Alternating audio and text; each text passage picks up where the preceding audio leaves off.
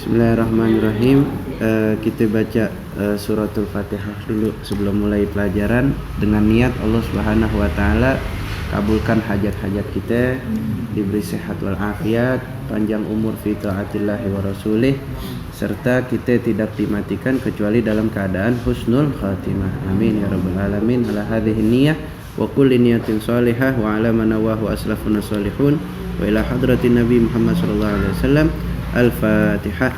A'udzubillahi minasyaitonir rajim. Bismillahirrahmanirrahim. Alhamdulillahirabbil alamin. Iyyaka na'budu wa iyyaka nasta'in.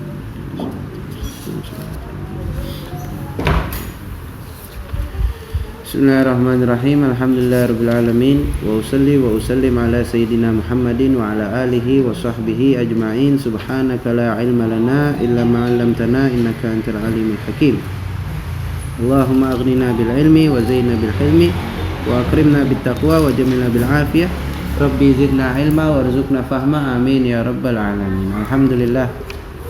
Kemarin kita udah bahas tentang cara berpakaian ya, dari mulai doa, zikir dalam berpakaian, kemudian bagaimana jika pakaian baru ya, apa yang Rasulullah ajarkan ya. Di antaranya ya disedekahkan pakaian yang lamanya, yang baru kita pakai ya.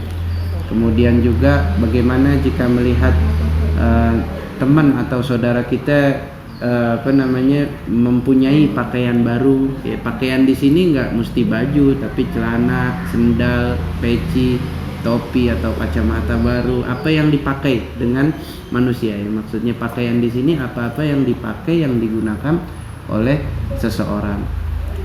Apa yang Rasulullah ajarkan itu didoakan agar barokah dan agar mudah-mudahan awet ya, bukan dicela dan lain sebagainya, yang mana celaan itu adat bukan datang dari syariat Nabi SAW.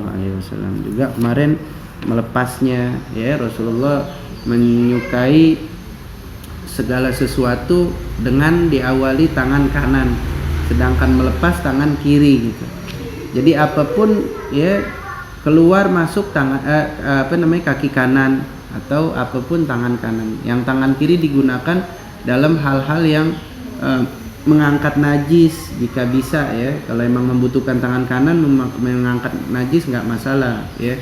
Tapi kalau emang bisa tangan kiri menghilangkan najis, mengangkat najis dan mengelap kotoran dan lain sebagainya menggunakan tangan kiri.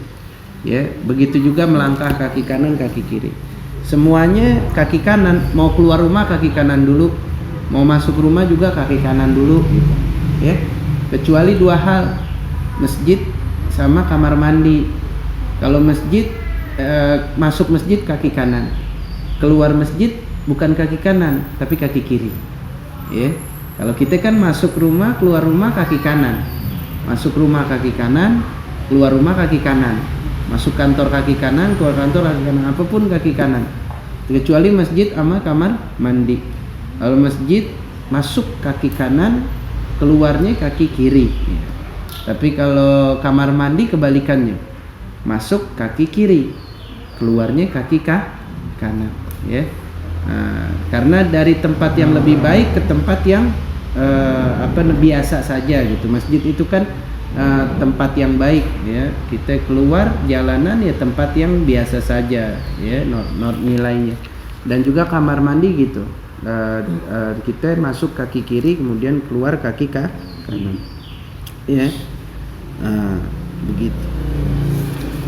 Dan juga sekarang masuk kepada pembahasan babu ma yaqulu hala khurujihi min baitihi, masuk kepada pembahasan zikir keluar rumah ya. Bab menceritakan atau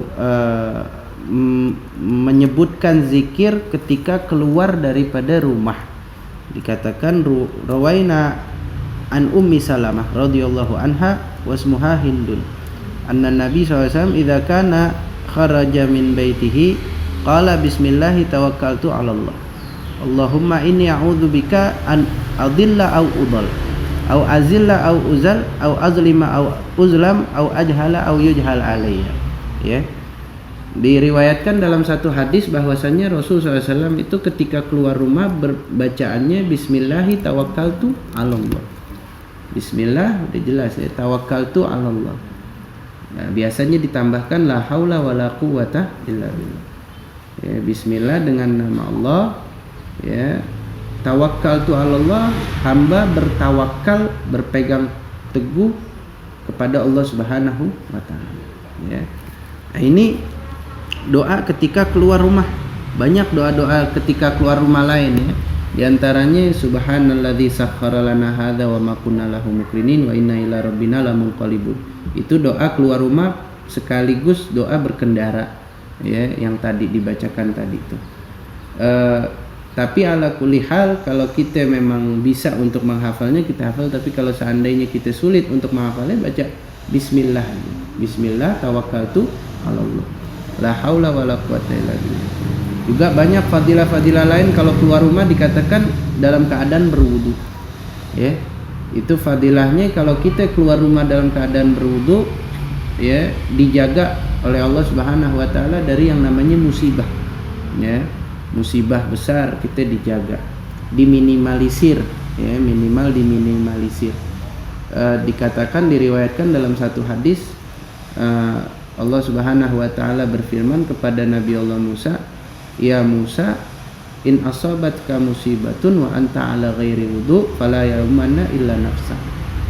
Apabila engkau terkena musibah sedangkan engkau tidak dalam keadaan wudu, ya, maka janganlah celah kecuali dirimu sendiri. Maksudnya janganlah salahkan orang lain kecuali dirimu sendiri. Maknanya apa? Wudu itu bisa menjaga kita daripada mara bahaya musibah yang ada di jalan ya. Juga ada hadis lain juga, barang siapa yang keluar rumah dan masuk rumah membaca qul huwallahu ahad 3 kali dan ayat kursi 1 kali, itu fadilahnya dikatakan diberikan kekayaan oleh Allah Subhanahu wa taala zahir dan batin ya. Kaya zahir dan kaya batin, enggak dikasih kefakiran. Dan sekelilingnya juga jirannya terkena keberkahannya katanya ya, keberkahan daripada kayanya dia ya. Itu hadis dari Nabi SAW ya. Qul huwallahu ahad 3 kali sama ayat kursi sekali. Jadi kalau keluar, dan itu Al-Fagir amalkan sampai sekarang ya. Al-Fagir kalau keluar dari rumah ya baca itu bismillah tawakkaltu 'alallah la haula wala quwata illa billah. Subhanalladzi sakhkhara lana hadza wa ma kunna lahu muqrinin wa inna ila rabbina lamun qalibun. Baca qul hu 3 kali, ayat kursi 3 kali. Masuk rumah juga baca qul hu 3 kali, ayat kursi 3 kali. Ya, banyak faedah-faedah. Nah, ini yang Nabi baca di dalam satu riwayat banyak ya. Di dalam satu riwayat Nabi baca ini doanya. Bismillah tawakkaltu 'alallah, dengan menyebut nama Allah aku bertawakal kepada Allah Subhanahu wa taala. Allahumma inni a'udzubika, ya Allah sesungguhnya saya berlindung kepadamu an adilla udal, saya menyesatkan atau tersesat atau disesatkan, au azilla au uzal, atau tergelincir atau digelincirkan ya. Tersesat atau disesatkan, tergelincir atau digelincirkan ya, dicelakai. Au azlima au uzlam, saya menzalimi atau saya dizalimi. Au ajhala au yujhal alai, atau saya tidak tahu, bodoh akan satu perjalanan, atau saya dibodohi, ditipu dalam satu perjalanan. Ini doanya Nabi Shallallahu Alaihi Wasallam ya. Nah, ini doanya. Tapi kalau seandainya kita belum hafal ya cukup kita minta dengan bahasa Indonesia atau dalam hati, ya Allah, hamba keluar rumah ya, hamba berlindung kepadamu daripada kejahatan orang yang di luar rumah ya. Ya. Juga yang tadi bacaannya bismillahirrahmanirrahim la haula wala quwata illa billahil aliyil azim. Itu apabila kita membaca doa tersebut ketika keluar rumah, maka dikatakan kepadanya, malaikat mengatakan kepada hamba tersebut, hudita wa kufita wa wuqita, engkau telah diberi hidayah dan engkau telah dicukupkan dan engkau telah dijaga oleh Allah Subhanahu wa taala. Kalau baca doa itu. Kemudian syaitan itu lari daripada kita kalau kita baca doa itu. Wa tanaha anhu syaitan, dan syaitan itu menjauh. Ya, di dalam satu riwayat syaitan berkata kepada syaitan yang lain, kaifalaka birajulin qad hudiya wa kufiya wa wuqiya.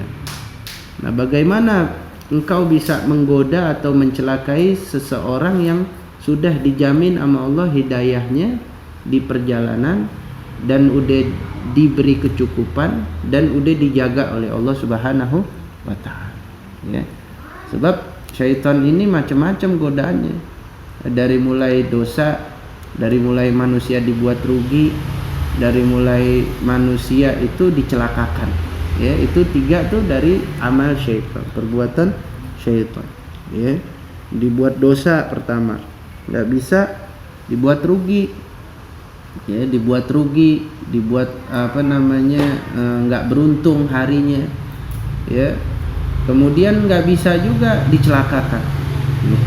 Kalau kita baca doa ini, insya Allah terjaga dari 3 hal tersebut.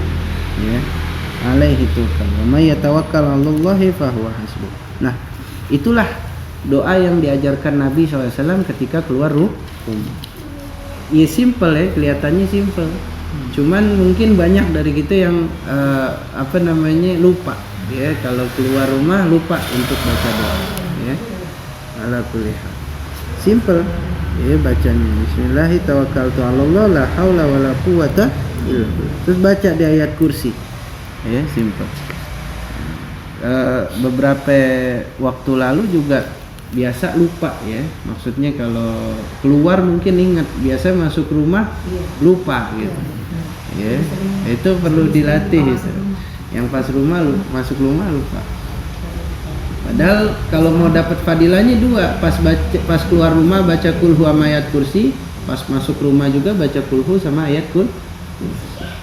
Ya, banyak fadilahnya, masya Allah. Iya, itu kadang suka lupa. Silahkan. Bacaannya itu baik. Kalau saya itu suka baca sambil kadang udah masuk mobil belum baca. Iya, nggak apa-apa, nggak apa-apa, nggak apa-apa. Iya, pas mau jalan, mungkin. Keluar, kunci, masuk mobil baru udah baca. Iya, nggak apa-apa. Kalaupun misalnya lagi di tengah jalan baru ingat baca, ya. Nah, masuk rumah juga gitu, ya. Biasanya masuk rumah lupa. Besokannya baru ingat gimana? Besokannya baru ingat. Kemarin lupa baca doa, ya. Ya udah luput, ya. Udah luput.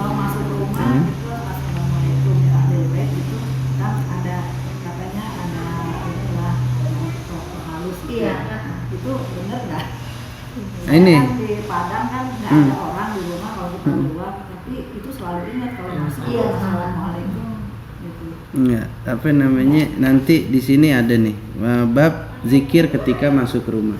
Di antaranya Nabi ajarkan kalau masuk rumah yang nggak ada orang atau udah lama ditinggalin, bacanya assalamualaikum wa ala ibadillahi sholihin. Ya, bacanya ini. Itu selama ini kan nggak tahu apa-apa.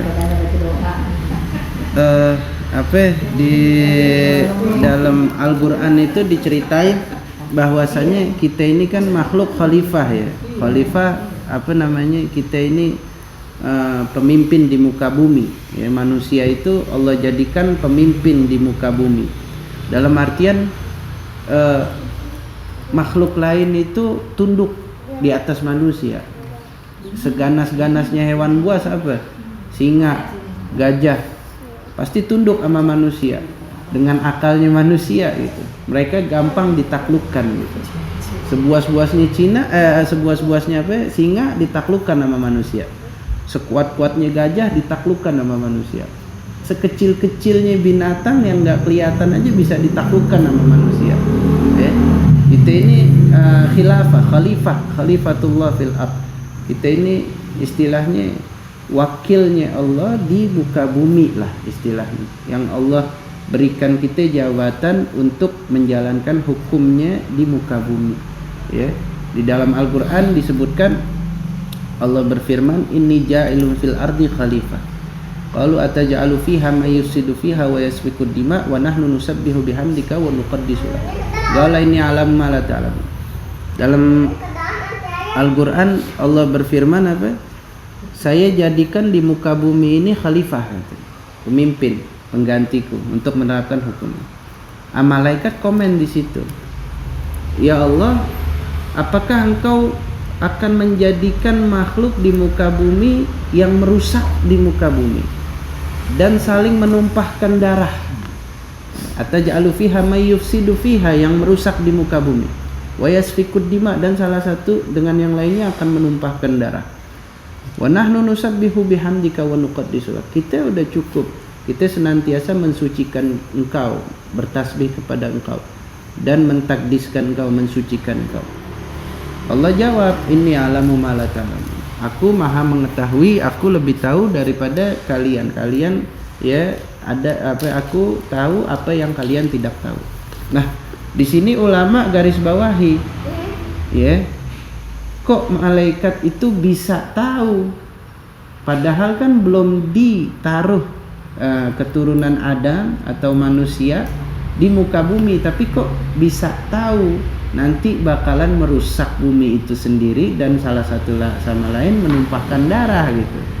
Ulama ahli tafsir banyak yang menafsirkan bahwasanya sebelum Nabi Adam diturunkan ke bumi itu ada makhluk lain yang menduduki muka bumi, yaitu bangsa jin, ya, bangsa jin dan hewan-hewan yang besar, ya. Nah, ketika manusia ditempatkan di bumi, jin-jin tersebut diusir, ya. Ada yang diusir ke laut, dasar laut, ada yang diusir ke lereng gunung dan lain sebagainya, ke rumah-rumah kosong. Nah, maksudnya di sini apa? Jin itu kan terbuat dari api. Jin menikah, jin punya anak, jin ada umur, jin ada Islam, ada kafir, jin menyembah Allah. Sama kita, bedanya cuman kita sama dia itu, dia terbuat dari api, kita dari tanah, gitu aja.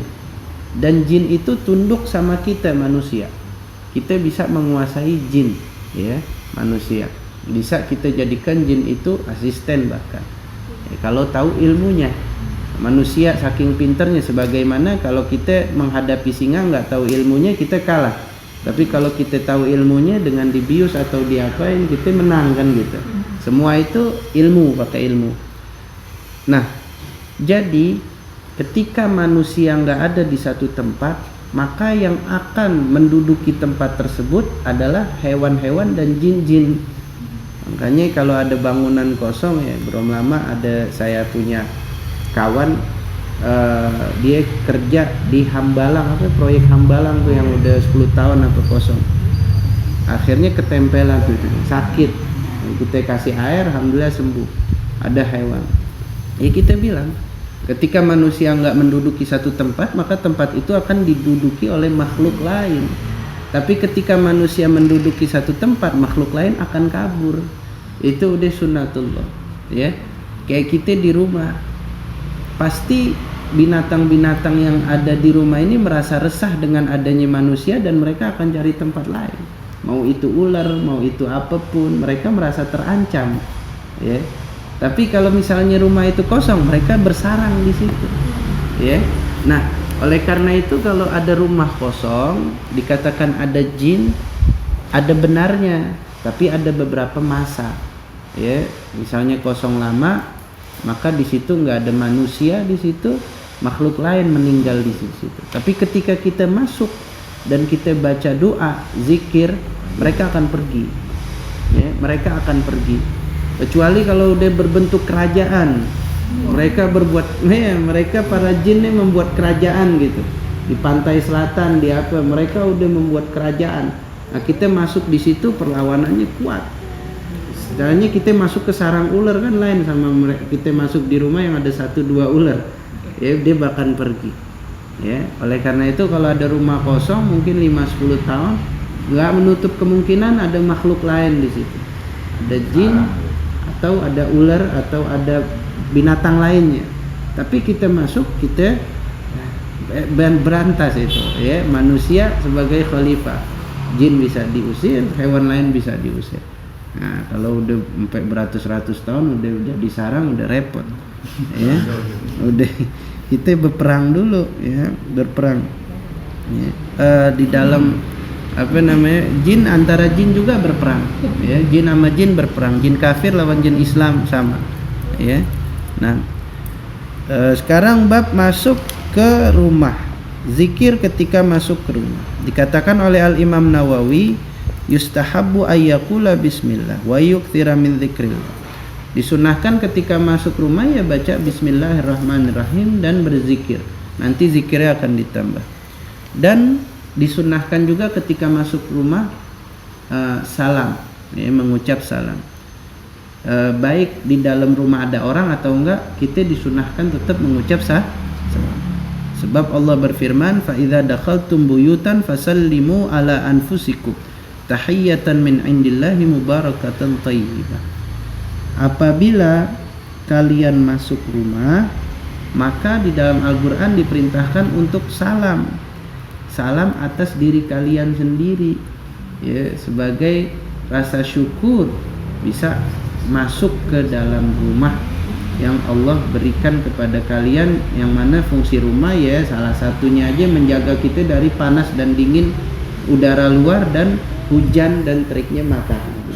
Maka kita salam atas diri kita, assalamu alaina, keselamatan bagi kami, wa ala ibadillah sholihin, dan kepada hamba-hamba yang soleh. Ya, kalau ada orang ya assalamu alaikum, ahlal bait maksudnya adalah penduduk rumah. Ya, keselamatan atas kalian. Ya. Dikatakan dalam hadis, ya bunayya, Rasulullah bersabda kepada asistennya Sayyidina Anas bin Malik, wahai anakku, kata Rasulullah. Ya, Rasulullah bilang ke asistennya atau pembantunya bilang, wahai anakku, apabila idza dakhalta ala ahlika, apabila engkau masuk rumah atau masuk ke kamar keluargamu, fasallim, maka ucapkanlah salam, yakun barakatan. Ya, hal demikian akan menjadi barokah. Allah berikan barokah alaika, atas kamu dan atas keluargamu. Apa itu barokah? Barokah itu tentara Allah Subhanahu wa taala. Barokah adalah tentaranya Allah. Kalau barokah itu masuk ke harta yang sedikit, maka dia akan cukup. Itu namanya barokah. Barokah masuk ke harta yang banyak, maka harta itu akan manfaat. Itu namanya barokah. Ada orang uangnya sedikit dan gak cukup, namanya gak barokah. Tapi ada orang sepertinya pas-pasan, atau bahkan ada orang kalau main hitung-hitungan kurang, tapi kok subhanallah setiap bulan dikasih pas, makan bisa, bayar listrik bisa, hajat terpenuhi. Barokah namanya. Ada orang uangnya banyak tapi merasa kurang dan nggak bermanfaat, nggak barokah. Ada orang uangnya banyak tapi alhamdulillah ya, dia harmonis dan dia manfaat di dalam uangnya dengan bersedekah dan beli pakaian atau hajat-hajat kebutuhan keluarganya, barokah gitu. Ada orang yang membelanjakannya buat hal-hal yang nggak bermanfaat, ya, kayak contohnya mungkin beli apa tahu-tahu nggak kepake, nggak manfaat, ya, jadi kata nggak barokah. Kalau masuk ke istri, maka istri tersebut menjadi istri yang soleha, namanya barokah. Masuk ke rumah tangganya sakinah, mawaddah, warahmah, harmonis, barokah, nggak ada ribut-ribut, ya. Rumah tangga ribut terus, ya, nggak barokah.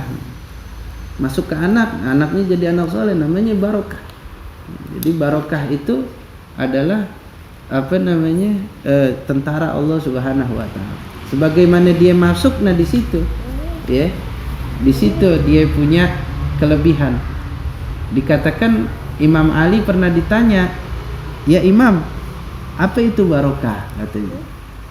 Terus Imam Ali bilang, ente kalau mau tahu barokah, ane pengen tanya sama ente, serigala sama kambing beranaknya banyakan mana?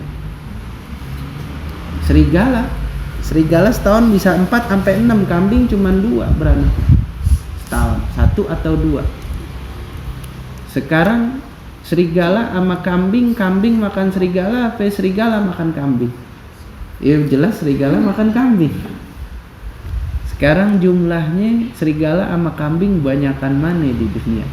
Ya jelas kambing. Kambing bisa selembar 1.000, 2.000 ya. Kambing. Serigala cuma sedikit. Kalau serigala kayak kambing 1.000, 2.000 gitu, bahaya. Kata Imam Ali itu namanya barokah. Kambing dimakan serigala, beranak cuma 1, 2 setahun. Terus dimakan manusia, belum ada yang mati. Serigala beranak 4 sampai 6 dan dia makan kambing. Tapi di muka bumi lebih banyak kan kambing, nggak habis-habis. Namanya barokah. Nah, kalau mau tahu sirnya, rahasianya kenapa kambing bisa dikasih keberkahan, serigala enggak katanya. Serigala itu tiap malam begadang. Kalau udah mau subuh dia tidur. Serigala kan gitu, malam ngaung-ngaung tuh. Jam 3 dia tidur kan gitu. Kambing dia awal malam udah tidur duluan. Jam 3 dia berisik dia tuh, mbak. Ya. Dulu aneh punya rumah di Hadramut di Tarim, sebelahnya kandang kambing.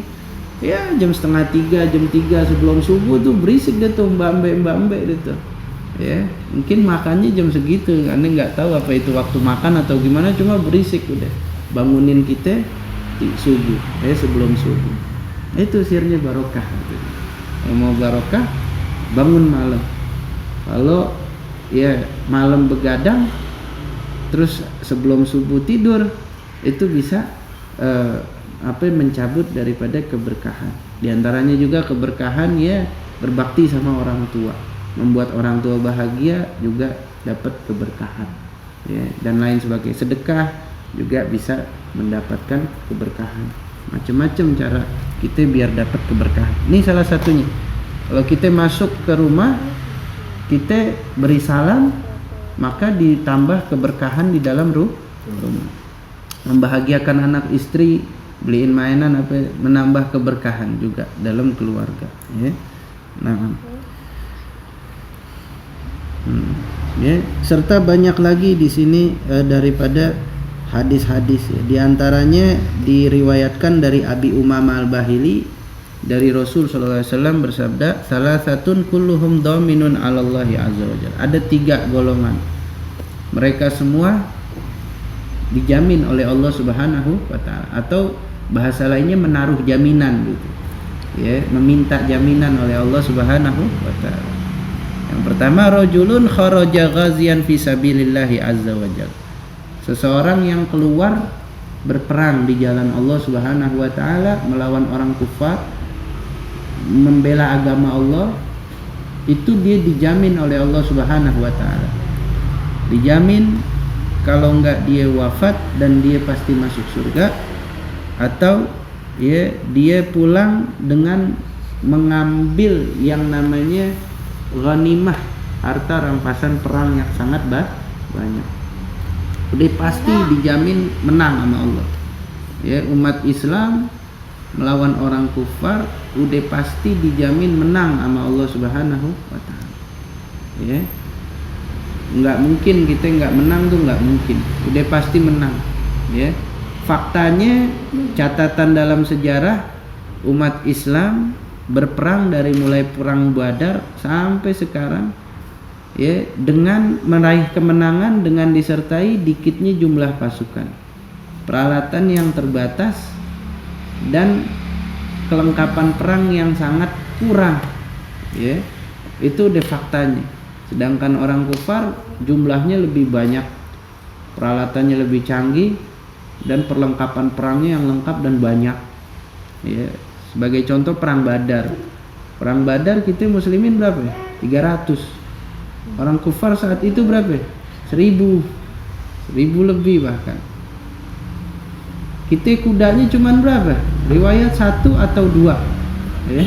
Kudanya cuman 2 atau 1. Orang kufar kudanya berapa ketika itu? Riwayatkan 200 atau 300 kudanya ya.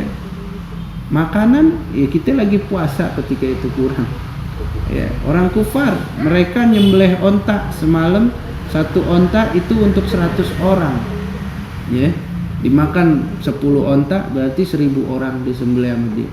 Dan dia berkemah, nggak kekurangan air. Ya. Tapi di samping itu, mereka yang dalam kondisi prima, kita muslimin dalam kondisi ya pas-pasan, dikasih kemenangan oleh Allah Subhanahu wa taala. Dan seterusnya yang lebih nggak masuk akal ketika perang melawan Rum, Antokia itu, Romawi. Mereka 200.000. Pasukan kita cuma 4.000. 4.000 lawan 200.000. 200.000 nih Romawi itu memang basic tentara semua, yang dikeluarin orang-orang terlatih semua. Kita 4.000 yang mau jihad, ayo petani, pekerja, jihad. Ya, dan kita menempuh jalan yang jauh, melewati lembah, berduri dan lain sebagainya, dan keadaan fisik yang jauh. Tapi subhanallah tertahan. Ya, orang kufar nggak bisa mengalahkan orang mukmin. Ya, sampai mereka keheranan dan bingung. Udah pasti itu janji Allah Subhanahu wa taala. Itu dijamin sama Allah yang namanya kemenangan, satu. Yang kedua, rajulun raha ilal masjid fahuwa dominun Allah. Orang laki-laki atau seseorang yang keluar ke masjid, maka dia berada pada jaminan Allah. Imma dia diwafatkan pasti dimasuk ke surga, atau dia dipulangkan dan dapat pahala yang sangat besar. Ya. Dan yang ketiga adalah seseorang yang masuk rumahnya dengan mengucap salam, maka dia itu dijamin oleh Allah Subhanahu wa taala, ya, atas keberkahan dan keselamatan pada keluarga. Itu kalau mau keluar seberang rumah aja tuh baliknya salam juga gitu. Iya, ya, kalau kita keluar rumah misalnya beli hajat ke pasar atau apa, pulang assalamualaikum, ya. Masuk rumah. Si Bapak bisa tidur mau dari balik keluar 3 kali soalnya tuh. Iya. Iya. Ambil ini ketinggalan. Nggak apa-apa ya. Assalamualaikum. Ya.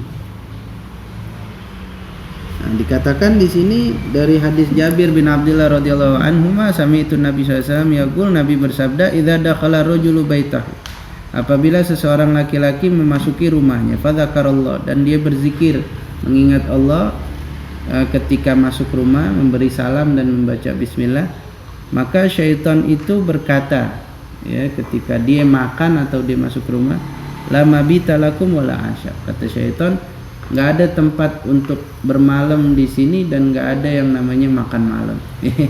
Syaitan kabur. Jika kita masuk rumah, kita mengucap salam dan berzikir, maka syaitan keluar. Tapi kalau kita nggak berzikir, syaitan ikut nginep di rumah itu. Ya, kalau makan gitu juga. Wala asya, nggak ada yang namanya makan malam. Wa idza dakhala, apabila dia masuk falam yadhkurillah, maka dia enggak berzikir pada Allah, dia masuk rumah enggak berzikir, dia lupa berzikir, maka syaitan berkata adraktumul mabit.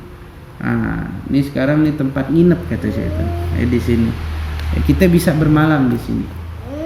Wa idza lam yadhkurillah inda ta'ami, dan ketika dia enggak makan, enggak membaca zikir juga, enggak membaca bismillah, maka syaitan juga berkata adraktumul mabit wal asya. Sekarang kita bisa nginep terus makan malam. Ngasih syaitan enak, ya. Makanya di bagian setan itu Ya, di situ. Ya, akadzan. Dan juga di sini hadis, ya, yang tadi disebutkan, jika kita masuk rumah tapi nggak ada penghuninya, maka baca assalamu alaina wa ala ibadillah. Ya, alaina kami. Kalau assalamualaikum, keselamatan untuk kalian, ya ahlal bait, wahai penduduk rumah. Kalau assalamu alaina, keselamatan untuk kami, ya, saya dan kami, ya, kami, kita, wa ala ibadillahi sholihin, dan kepada hamba-hamba Allah yang soleh. Itulah yang Nabi ajarkan, ya, ketika keluar dan masuk rumah. Ada pertanyaan, silahkan. Jadi kalau misalnya kan kita untuk sesuatu nggak mampu. Salah satu misalnya mengucapkan salam, itu mewakili. Iya, mewakili. Ya. Disebutkan mengucap salam itu sunnah kifayah. Oh. Menjawab salam itu fardu kifayah. Ada fardu dan sunnah. Itu fardu melebihi sunnah seperti yang kita bahas kemarin. Tapi ada beberapa tempat yang sunnah itu pahalanya melebihi fardu. Di antaranya ini, mengucap salam itu sunnah, menjawab salam wajib. Tapi pahalanya mengucap salam itu melebihi fardu. Ya, jadi kalau kita ngucap salam duluan itu pahalanya lebih besar daripada menjawab salam. Ada lagi tuh, ada 3, Anda lupa. Anda lupa. Nah, ada 3. Salah satunya ini sunnah kifayah sama fardu kifayah. Jadi kalau kita ada jamaah rombongan, satu aja yang mengucap salam udah cukup mewakilkan yang lain. Juga satu aja yang jawab, yang lain nggak jawab udah cukup. Ya, nggak usah kecil hati. Kok nggak ada yang jawab salam aneh nih? Ya udah ada yang jawab atuh, ya udah, ya cukup. Ya.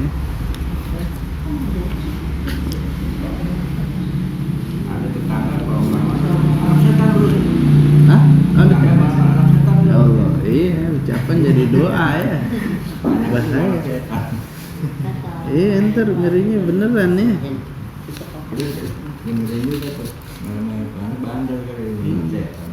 Iya, hakada ya. Hakada. Kalau yang ini kan, nah ini contoh ya. Kadang kan kita bergaul sama Cina, sama apa, karena dia tahu kita Islam. Jadi kan nggak ketahuan dia di luar dengan salam. Kita dari dalam, waalaikumsalam, gimana tuh? Pas dilihat, si ini. Kalau nggak tahu nggak ada dosa, ya. Kalau nggak tahu nggak ada dosa. Ya, maaf, hatta misalnya kita ada minum, ya kita nggak tahu itu minuman keras misalnya, kita minum, ya mabuk ya nggak dosa, kan nggak tahu, ya nggak tahu nggak dosa. Dulu Sayyidina Umar sama Sayyidina Ali, Sayyidina Umar pernah ngelihat orang mabuk di jalan, ya sama Sayyidina Umar, tangkap kata Sayyidina Umar, tangkap kita cambuk, hukumnya mabuk itu kan dalam hukum Islam cambuk 100 kali. Akhirnya Sayyidina Ali bilang, ya Umar tahan dulu, tanya dulu, katanya kenapa dia mabuk, selidiki dulu. Ternyata pas diselidiki dia mabuk itu nggak tahu, nggak sengaja, dicekokin, atau memang dia nggak sengaja minum, dia nggak dipikir itu bukan minuman keras gitu, atau dia pikir itu belum sampai batas fermentasi, ya. Ternyata akhirnya kata Sayyidina Umar, laula Umar lah halaka Ali. Kalau bukan gara-gara laula Ali lah halaka Umar. Kalau bukan karena Ali celakalah Umar. Itulah pentingnya ilmu fikih, ya. Dan itulah pentingnya yang namanya fikih, ya. Ditridik dulu, jangan langsung cambuk nih, mabuk nih, nggak benar nih cambuk, ya enggak, lihat dulu kenapa. Ya, ini kenapa, ya. Kalau nggak tahu nggak apa-apa. Dan kalau ada orang kafir beri salam itu kita nggak wajib jawab, ya. Dan emang nggak mesti jawab, ya. Sekarang jadi dibikin permainan. Assalamualaikum, Bismillah, Alhamdulillah, itu akhir juga kalau itu. Hakada, ya. Iya. Itulah fenomena kita sekarang. Ya. Iya, Sekarang ini kayaknya orang mungkin karena melihat ya banyak muslim, terus mereka selalu menyampaikan salam. Jadi mungkin kalau saya sih berpikirnya mungkin sih maksudnya mereka mau menghormati gitu loh, tapi mungkin kayaknya seperti itu. Jadi dianggapnya oh kayaknya kalau orang muslim harus seperti itu, semacam budaya. Iya. Kayaknya ada saya lihatnya tuh kayak gitu. Diajarkan kan kalau orang kafir ngucap salam assalamualaikum, kita hanya nyebut alaikum. Alaikum. Ya. Nah, itu aja yang Alaikum. kita tahu. Ya. Alaikum, ya. Atas kalian. Ya, titik-titik, dia nggak ngerti kan ya. Ya. Dia nggak ngerti. Alaikum. Ya.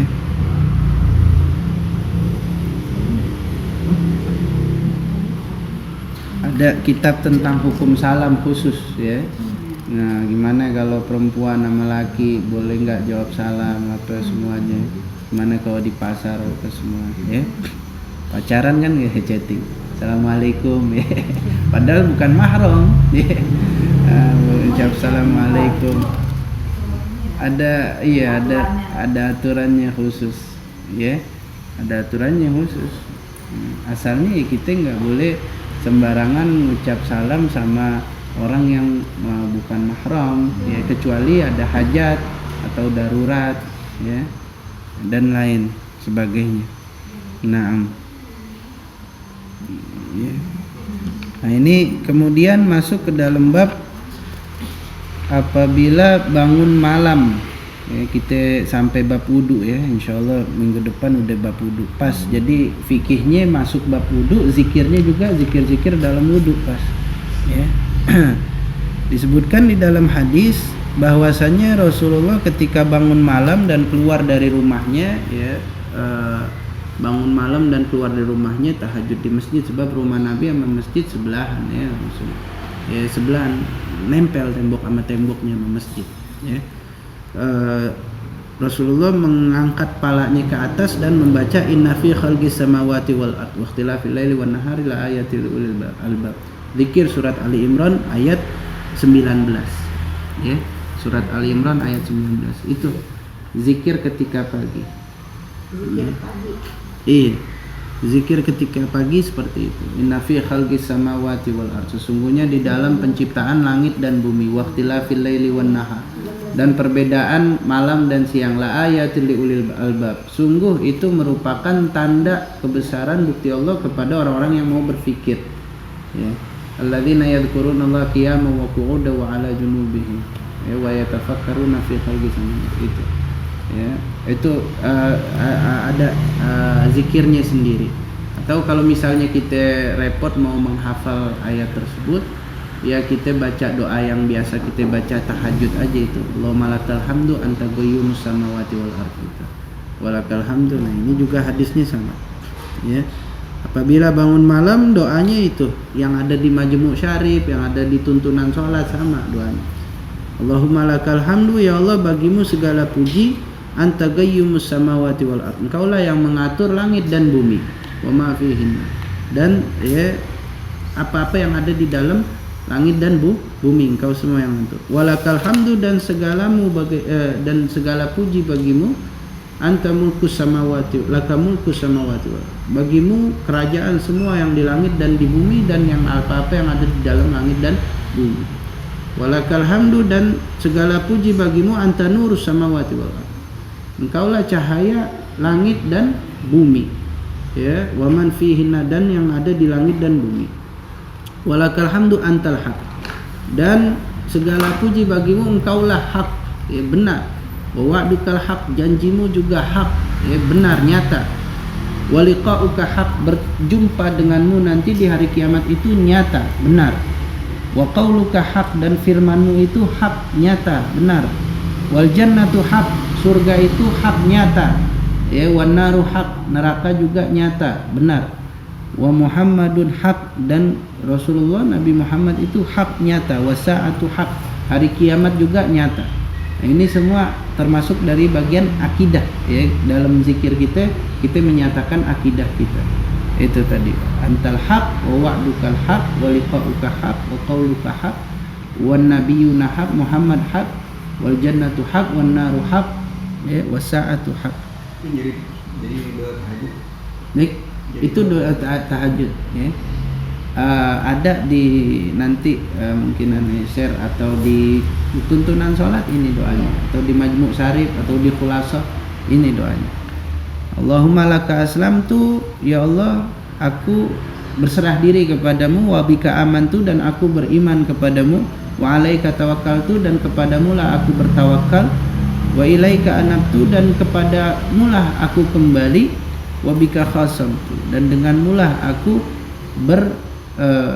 membela agamamu ya, atas dengan disertaimu gitu ya. Wa ilaika hakamtu, dan kepadamu lah aku menghukumi ya, berhukum ya. Faghfirli ma qaddamtu wa ma akhartu, maka ampunilah aku yang telah lalu dan akan datang. Wa ma asrartu wa ma an'amtu, dan yang apa-apa yang aku sembunyikan daripada dosa-dosa dan yang aku terangkan, terang-terangan di dalam berdosa.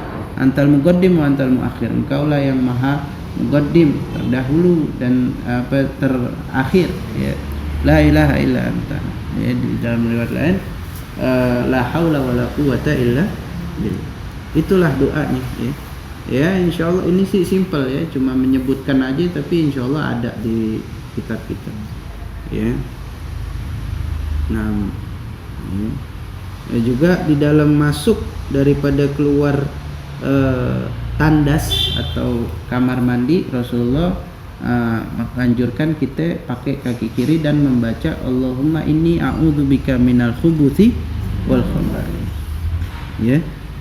Khubuth dikatakan syaitan laki-laki, khaba'ith syaitan perempuan. Ya, masing-masing ada godaannya masing-masing. Ya. Bismillah, Allahumma a'udzubika minal khubuthi wal khaba'ith. Ya. Dikatakan seperti itu. Maka dikatakan di dalam satu riwayat penutup antara mata jin dan auratnya Bani Adam itu apabila dia masuk ke tandas atau kamar mandi, doanya itu tadi. Ya, dan Bismillahilladzi la ilaha illahu yang kemarin kita tulis, ya, doanya. Ketika masuk kamar mandi. Dan ketika keluar dari kamar mandi, doanya yaitu alhamdulillah Allahumma adzhib anniyal adza wa afani. Ya. Segala puji bagi Allah yang telah menghilangkan dariku gangguan, azhaba annil adza, ya, wa afani, dan telah memberikanku yang namanya sehat afiat. Ya, ketika kita keluar daripada kamar mandi setelah kita membuang hajat, itu doanya. Ya. Dan juga adab-adab di dalam kita ketika menunaikan hajat di kamar mandi itu tentunya makruh kita hukumnya berbicara, ya, sembari membuang hajat kita berbicara makruh, apalagi kita berzikir. Dan juga enggak menjawab salam. Kalau kita di kamar mandi ada orang salam, kita jangan jawab salam, ya. Dan juga enggak menjawab muazin kalau kita dengar azan, ya. Hah? Bukan tempatnya, ya, bukan tempatnya. Dikatakan berzikir di dalam hati, ya, bukan tempat. Wadafaannya.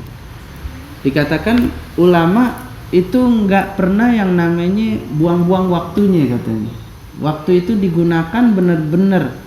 Nah, ketika ditanya bagaimana ketika buang hajat, ya, apakah buang hajat itu termasuk buang waktu, terus dihabiskan untuk apa gitu, ya, waktunya. Sedangkan ketika buang hajat itu bukan tempatnya berzikir, apalagi baca Quran, kan gitu, ya, apalagi mengucap salam. Dikatakan juga ketika buang hajat, ya, yang pertama daripada adabnya nggak berlama-lama di kamar mandi, ya, itu udah ma'ruf bainal ulama. Kalau masuk kamar mandi nggak lama-lama di kamar mandi, sekedar buang hajat selesai. Nah, ketika buang hajat itu mereka tetap mengumpulkan maklumat. Di antara yang diceritakan oleh saudaranya Habib Abdullah bin Husain bin Thohir, juga Syekh Ibnu Taimiyah, ketika masuk kamar mandi dia punya asistennya atau muridnya disuruh bacain kitab dari luar, ya. Jadi di kamar mandi dibacain kitab yang kitab maklumat, ya. Maksudnya ilmu-ilmu seperti mungkin ilmu kayak ilmu falak atau ilmu, ya, ilmu-ilmu menambah maklumat, ya. Bukan seperti ilmu hadis atau ilmu Al-Qur'an, ya. Ilmu kan macam-macam, banyak faedah-faedah, ya. Sampai di dalam kitab itu banyak macam-macam faedahnya, kayak bagaimana cara mengetahui ayam laki-laki apa betina di dalam telur. Ada, ya. Terus diantaranya kenapa kita bisa melihat Allah di akhirat tapi nggak bisa melihat Allah di dunia. Tuh, banyak ilmu-ilmu. Kenapa kalau tawaf kok dari mulai kiri kita ngadep Ka'bahnya dari sebelah sisi kiri kita? Kenapa nggak sebelah kanan kita? Kenapa dari kiri ke kanan lawan arah jarum jam? Itu ada semua tuh jawabannya di kitab. Nah, ilmu seperti itu ilmu faidah namanya. Ya, ilmu kedokteran, ulama. Kita dulu kedokteran Imam Suyuti, Imam Ghazali itu dokter juga. Ya. Dikatakan mereka seperti itu. Di kamar mandi pun mereka membaca maklumat yang mereka nggak habiskan, maksudnya mereka nggak buang sia-sia umur mereka. Ini sampai seperti Kali ya maksudnya ya. Hah? Sambil ngafalin gitu. Sambil baca, ya. Ya kalau kita mungkin kalau sekarang ya baca di apa kalau sembari baca gitu, nggak apa-apa. Ya itu nggak makruh. Maksudnya ketika buang hajat kita baca sesuatu yang bermanfaat gitu. Itu sya'nul ulama. Nah, itu perangainya ulama dalam artian atau mereka memikirkan misalnya apa namanya sesuatu yang nih kalau begini seperti apa, kalau begini seperti apa, ya. Ya ala kulli hal ya. Iya ini ilmu ya, cuma mungkin agak sedikit apa namanya nggak pantas kelihatannya ya. Cuman ala kulli hal yang kita mau sampaikan ketika di kamar mandi atau buang hajat itu hukumnya makruh berzikir dan bukan tempatnya, apalagi baca Quran dan menjawab salam dan lain sebagainya, bukan adabnya. Tetapi untuk membaca maklumat lain atau untuk memikirkan hal lain nggak ada larangan. Itu yang mau kita sampaikan. Itu yang maksud tujuannya. Ada yang itu kan lama mikirin apa lagi. Nggak mungkin lah kalau Iya, iya tanpa maksudnya istilahnya ya kita kalau udah selesai langsung buru-buru di ini. Iya, kata. Ya. Nah, ada pertanyaan?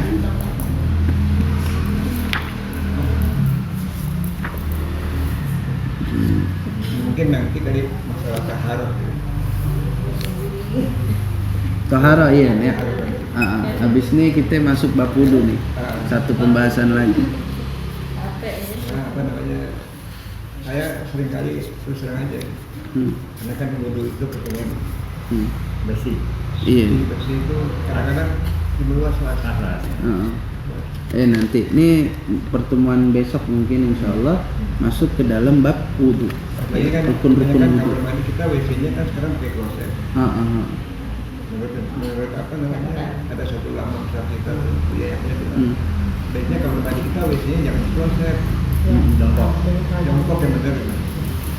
Kenapa emang? Kayak dia kena banyak air yang nyiprat berbalik.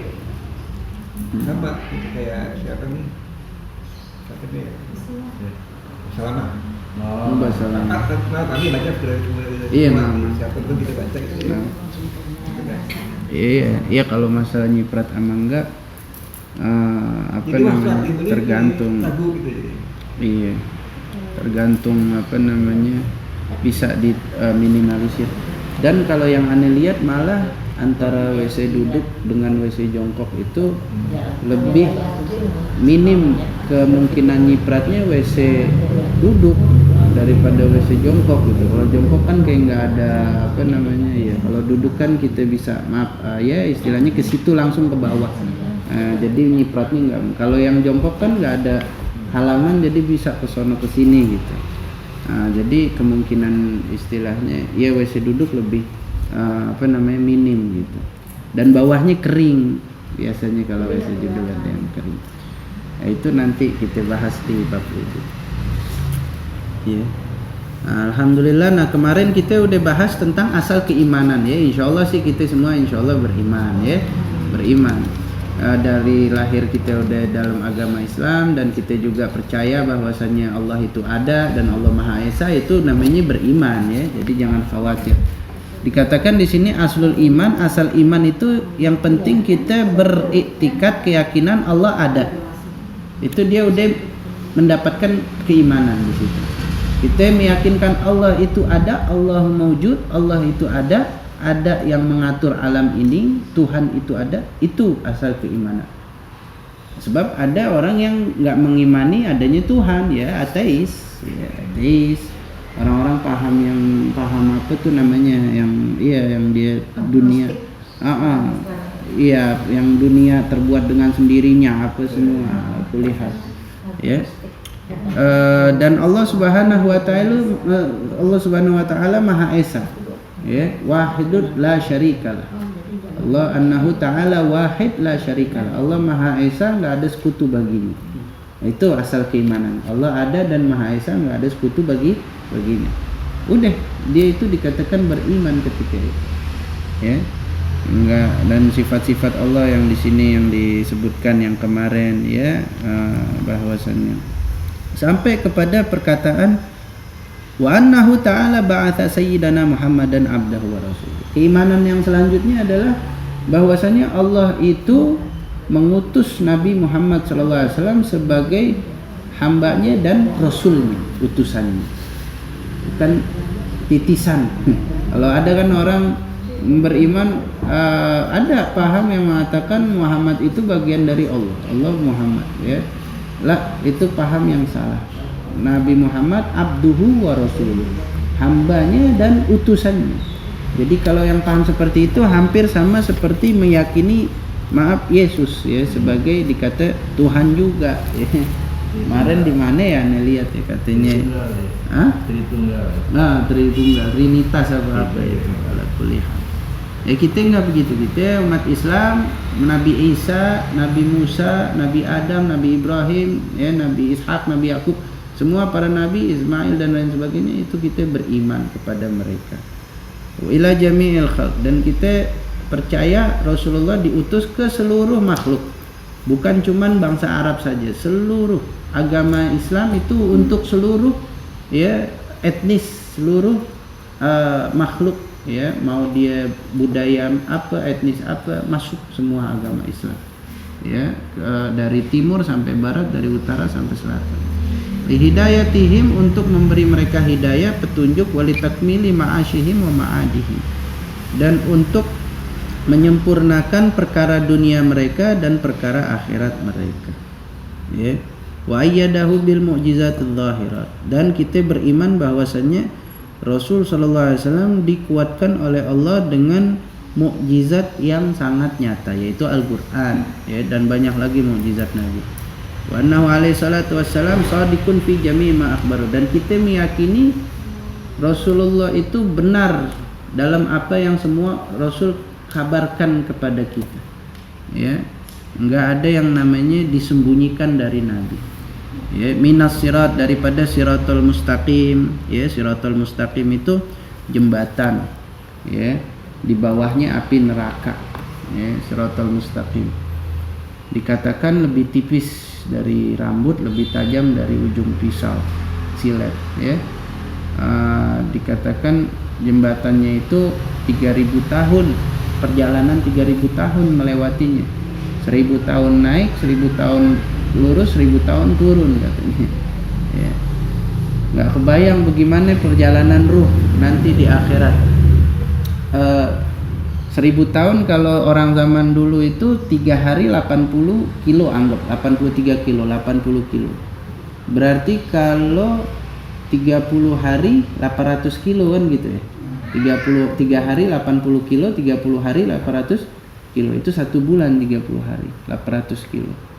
Berarti kalau 100 bulan 80.000 kilo ya, 100 bulan. Kalau 3 tahun berapa bulan tuh? Ya, 3.000 tahun. Ya berapa ribu? Dari dunia 3.000 kilo, ha? Dari dunia. Ya. Tapi ala kulli hal kita lewatin itu dengan amalnya ya. Ada yang seperti kilat menyambar, ada yang seperti burung, ada yang seperti larinya kuda, ada yang merangkak. Dikatakan kalau kita mau selamat dari siratul mustaqim, kita baca habis salat asyhadu an la ilaha illallah wahdahu la syarikalah ilahan wahidan wa rabban syahidan wa nahnu lahu muslimun 4 kali. Itu amalan agar kita diperlancar melewati siratul mustaqim ya. Yang biasa dibaca asyhadu an la ilaha illallah wahdahu la syarikalah ilahan wahidan wa rabban syahidan wa nahnu lahu muslim ya. Itu doanya ya. dan mizan, timbangan ya. Timbangan juga kita harus beriman dengan yang namanya nanti mizan ya. Semuanya itu ada ya, itu di dalam hadis. Mizan, timbangan ya, timbangan di akhirat yang enggak luput satu biji mithqala dzarrah pun ya, kena timbang semuanya. Dikatakan timbangannya itu mempunyai lisan dan berbentuk seperti telapak tangan ya, kanan kiri, menimbang amal baik dan amal buruk ya. Di situ dan ada malaikat di sebelahnya yang mengatakan si fulan telah beruntung, amalnya lebih berat daripada perbuatan baiknya. Kalau amalnya buruknya lebih berat, si fulan telah rugi, amalnya amal buruknya itu lebih daripada amal baik. Dikatakan kalau aja langit dan bumi ditaruh timbangan itu cukup ya. Maksudnya timbangannya besar ya, timbangannya besar, mizan. Nah itu nanti Rasulullah itu ada di 3 tempat dikatakan, di ketika mizan ya, dan ketika di haud setelah Siratul Mustaqim, dan di jembatan Siratul Mustaqim. Katanya Rasulullah, kalau ingin mencariku nanti di hari akhirat, cari di 3 tempat. Ketika di mizan, di timbangan tersebut untuk memberi syafaat kepada umatnya, dan ketika di telaga nanti ya, setelah Siratul Mustaqim, dan satu lagi itu ya ketika di jembatan Siratul Mustaqim ya, dikatakan 3 di situ ya. Rasulullah dari situ balik lagi ya, mengurusi umatnya di akhirat ya. Mizan wal haud, dan telaga ya, telaga Nabi Muhammad sallallahu alaihi wasallam ya. Panjang ini pembahasannya.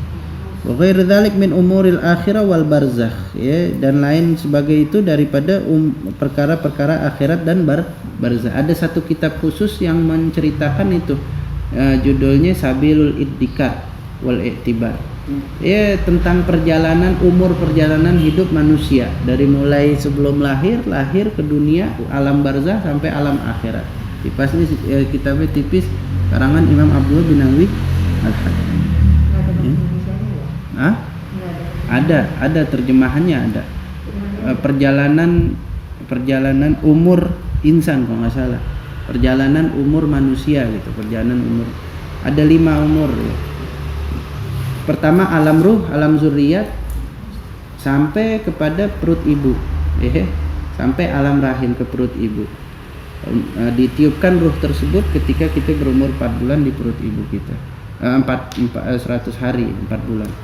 Yang kedua dunia ya, ketika lahir kita masih terbawa alam ruh, nggak mengetahui apa-apa sampai kita udah terbawa dunia sampai meninggal dunia. Yang ketiga alam barzakh.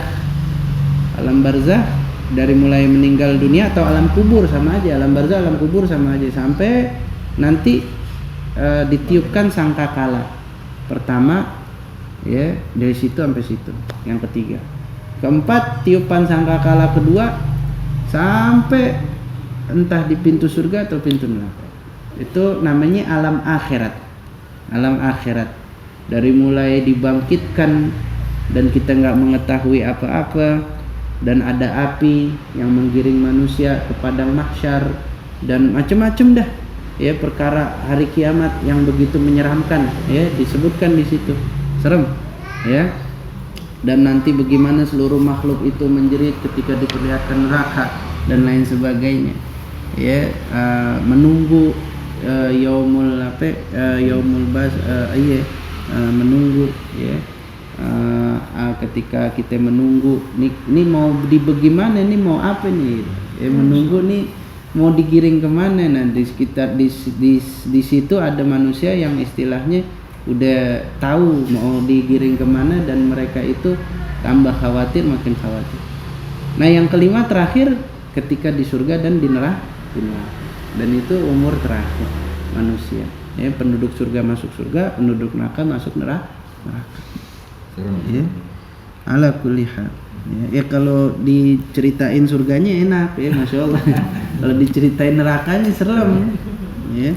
Tapi ya insya Allah alhamdulillah kita masih ada iman ya, iman, ya insyaallah kita dapat syafaat dan masuk surga. Ya. Daripada pertanyaan malaikat dan azab kubur dan nikmat kubur, wa annal Qur'an wa jami'a kutubillah munazzalah haq, dan kita beriman semua daripada Al-Qur'an dan kitab-kitab Allah itu hak, nyata, benar, malaikat hak, ya malaikat hak, jannah hak, surga benar, neraka hak, ya. Wa jami'a ma jami sayyidina Muhammad SAW. Allahu furudul wudu, fardhu wudu, wallahu. Nah, itulah asal keimanan, ya.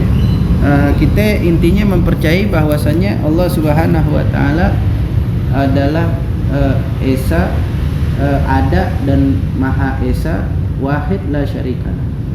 Dan Allah Subhanahu wa taala dia mempunyai sifat-sifat yang tadi. Tapi inti keimanan Allah ada dan maha esa. Itu aja. Intinya itu. Ya. Sisanya percaya Allah ada, tapi Nabi Muhammad dia nggak percaya bahwasanya utusan Allah, ya. Nah itu yang diperdebatkan, diperselisihkan, ya. Wallahu a'lam, ya. Ya mesti kita mempercayai bahwasanya Nabi Muhammad itu adalah utusan Allah. Kalau begitu Yahudi mereka itu, ya Yahudi itu mereka membingungkan, ya. Mereka tahu Allah itu benar, Allah ada, dan mereka tahu Nabi Muhammad itu utusan Allah, tapi mereka nggak mau ikut ajarannya, kan repot jadinya. Nah, itu mereka itu ya membangkang, Mereka tahu. Di dalam Al-Qur'an apa? Ya'rifunahu kama ya'rifuna abna'ahum. Wa inna minhum fariqan yaluna sinatahum bil kitab itasabuhum minal kitab wa ma hum. Mereka tahu Nabi Muhammad seperti mereka tahu anak-anaknya sendiri. Berarti orang Yahudi lebih penyenang ya daripada orang Nasrani. Iya, Nasrani juga ada Alkitab, dia tahu. Makanya, tapi masalahnya mereka semua itu ya ditahrif, diubah isi kitabnya. Yahudi tahu, dan ada juga Yahudi yang masuk Islam. Abdullah bin Salam Yahudi masuk Islam, Ka'bul Ahbar Yahudi masuk Islam. Ada juga Yahudi yang masuk Islam, Waraqah bin Naufal, ya, walaupun nggak ngalamin Nabi Muhammad diutus, dia udah bilang duluan kalau aneh ngalamin zamannya sebelum aneh meninggal, aneh bakal bela agamanya. Meninggal duluan dia sebelum Rasulullah diutus. Banyak Yahudi yang tahu. Nah, ini ciri-cirinya di Al-Qur'an disebutin, mereka tahu Nabi Muhammad, kenal seperti mereka kenal anaknya sendiri, nggak bakal ketuker kan gitu, ya. Wallahu a'lam. Ada pertanyaan? Insyaallah minggu depan dia masuk bab wudu.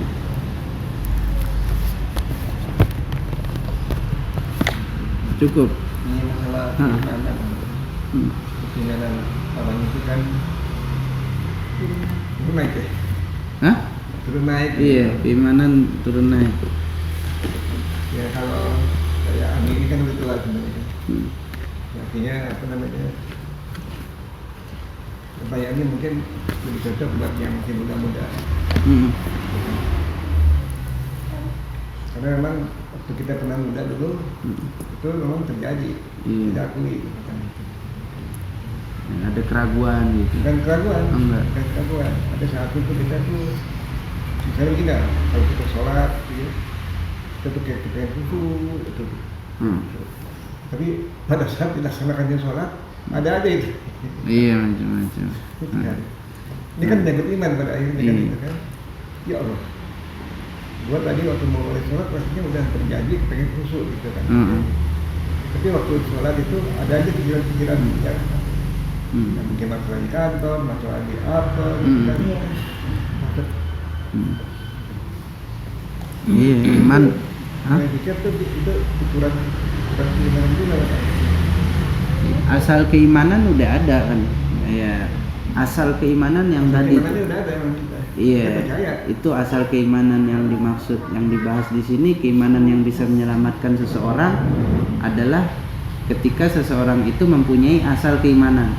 Asal keimanan ya ini mempercayai Allah itu ada dan maha esa, dan Allah mengutus Nabi Muhammad sebagai utusannya yang tadi disebutkan, dan perkara nanti hari kiamat ada, nanti kita beriman ada yang namanya yaumul hisab dan lain-lain. Adapun ada namanya cabang keimanan, yaitu istilahnya seperti ya tergoda jatuh kepada maksiat dan malas dalam hal taat. Asal keimanan kita tetap ada, tapi cabang keimanannya kita melemah gitu. Makanya dikatakan bertambah berkurangnya iman, karena kalau bertambah sama kurangnya taat. Semakin kita sering taat, maka otomatis maksiat akan menjauh, itu otomatis, sebab maksiat sama taat itu sesuatu hal yang kontras, bertolak belakang. Juga kuatnya iman, lemahnya iman tergantung ilmu. Yang bikin iman kuat atau lemah ilmu, yang bikin iman bertambah berkurang itu taat atau maksiat. Jadi istilahnya kata Nabi, la yasriku sarik wa huwa mu'min wa la yazni zani wa huwa mu'min. Enggak mungkin orang mencuri dia mencuri sedangkan dia beriman. Enggak mungkin orang berzina dia berzina sedangkan dia beriman. Apakah iman yang dimaksud iman dalam artian dia keluar daripada Islam, nauzubillah, kufur gitu? Enggak. Iman di sini adalah cabang keimanan. Maksudnya dia mencuri, kenapa mencuri? Kalau dia mempercayai Allah itu maha mengetahui dan Allah itu senantiasa melihat kita, mendengar kita, nggak bakalan mencuri. Itu iman di situ yang dimaksud iman-iman cabang, dan itu istilahnya nggak berpengaruh kepada asal keimanan. Nah, kecuali kalau istilahnya meragukan, apa iya Nabi Muhammad ada kan gitu. Ini jangan-jangan dongeng belaka ini. Ya, dari orang tua nih aneh dibikin dongeng. Itu bahaya, itu merusak asal keimanan. Masa iya Allah ada, masa iya hari kiamat ada, itu yang bahaya itu. Tapi kalau masih istilahnya bermaksiat atau ya nggak khusyuk atau dan lain sebagainya, itu nggak berbahaya, nggak merusak asal keimanan. Yang berbahaya yang merusak asal keimanan itu yang dimaksud.